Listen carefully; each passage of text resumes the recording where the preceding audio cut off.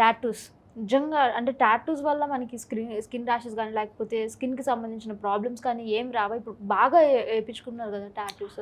కొంతమందికి అంటే వాళ్ళు చేసే మెషిన్స్ దానివల్ల వస్తుండొచ్చు కానీ టాటూస్ వల్ల ఏం రాదు, ఏం హార్మ్ ఏం ఉండదు. రాదు. ఓకే. కరెక్ట్ ప్లేస్లో చేయించుకోవాలంతే. ఓకే. సో బ్లడ్లో కూడా ఏం చేంజ్ ఉండదు. అదే శానిటైజ్డ్ ఉండాలి, అవన్నీ ఇంపార్టెంట్. యా. ఓకే. అండ్ ఇంకొకటి ప్రెగ్నెన్సీ టైంలో జనరల్లీ ఇచ్చింగ్ వస్తూ ఉంటుంది కదా, అసలు అట్లా ఎందుకు వస్తుంది అండ్ రాకుండా ఉండడానికి ఏం చేయాలి? సో ప్రెగ్నెన్సీలో మన హార్మోన్స్ ఫ్లక్చువేట్ అవుతూ ఉంటాయి.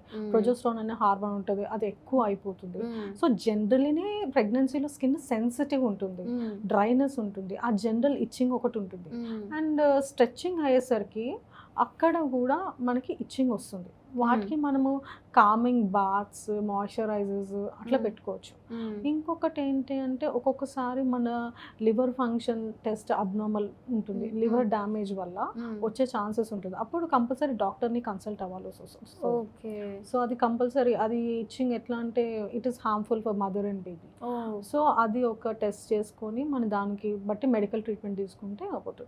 ప్రివెన్షన్ అనేది ఏముండదు, యాంటీహిస్టమిన్స్ ట్రీట్మెంట్ చేసుకోవడమే. సో కామింగ్ బాత్స్, సూతింగ్ అట్లా ఉండాలంతే. సాఫ్ట్ క్లాత్స్ అట్లా వేసుకోవాలి.